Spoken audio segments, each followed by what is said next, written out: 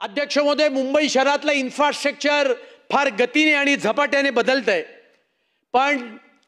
मुंबई शहरातले विकास नियोजन आराखड्यातले जे रस्ते आहेत ते रस्ते गतीने विकसित होण्याची आवश्यकता आहे। आणि त्यामुळे या चर्चेच्या निमित्ताने मी ही मागणी करतो की माझ्या मतदारसंघासह अख्ख्या मुंबई शहरामध्ये हे जे डीपी रोड आहेत, हे डीपी रोड युद्ध पातळीवर विकसित करण्याचं काम केलं पाहिजे अशी मागणी या निमित्ताने मी करतोय। मुंबई शहरातला दुसरा प्रश्न जो आहे तो आहे भूमिगत पार्किंगचा प्रश्न आहे। भूमिगत वाहनतळाची एक पॉलिसी ही 2014 ते 2019च्या सरकारच्या काळात आणली गेली,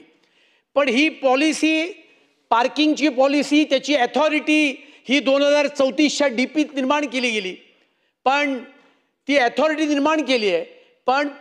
भूमिगत वाहनतळ निर्माण करणं सुद्धा एकेका वॉर्डामध्ये 2, 3, 4 अशा पद्धतीने भूमिगत वाहनतळ उभे करण्याची मागणी या निमित्ताने मी करतोय। अध्यक्ष महोदय, खरं तर मुंबई महापालिकेवर बोलण्यासारखं बरंच काही आहे, या ठरावावर बोलण्यासारखं बरंच काही आहे, पण डीपी 2034 माननीय देवेंद्रजींच्या सरकारने यशस्वीरित्या पूर्ण केला, पण या डीपीच्या इम्प्लिमेंटेशन करता त्या ठिकाणी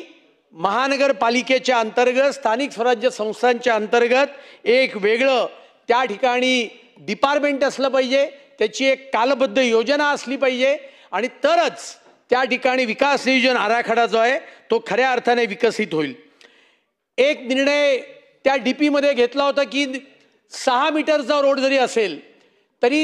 1.5 मीटरचा रोड तो रुंद करून त्या ठिकाणच्या इमारतींचा पुनर्विकासाला TDR देण्याची त्या ठिकाणी योजना होती, पण प्रत्यक्षात कितीही GR काढले तरी त्याचा अंमलबजावणी ही होत नाहीये। त्याकरता जे आवश्यक आहे ते आवश्यक बदल सुद्धा करावेत अशी मागणी मी करतोय, ज्यामुळे 6 मीटरच्या रस्त्यावरच्या ज्या इमारती आहेत त्यांचा पुनर्विकास सुद्धा या निर्णयामुळे सुखद होईल। झोपडपट्टी पुनर्विकास योजनेच्या बाबतीत अनेक चांगले निर्णय घेतलेत। मी या संदर्भामध्ये 2-3च आपल्याला आपल्या माध्यमातून सूचना करू इच्छितोय की झोपडपट्टी पुनर्विकास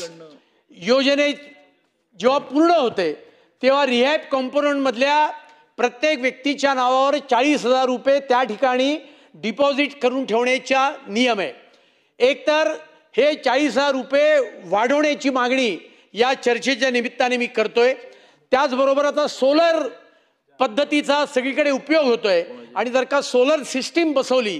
तर रिहॅब कंपोनंट मधले लिफ्ट, कॉमन एरिया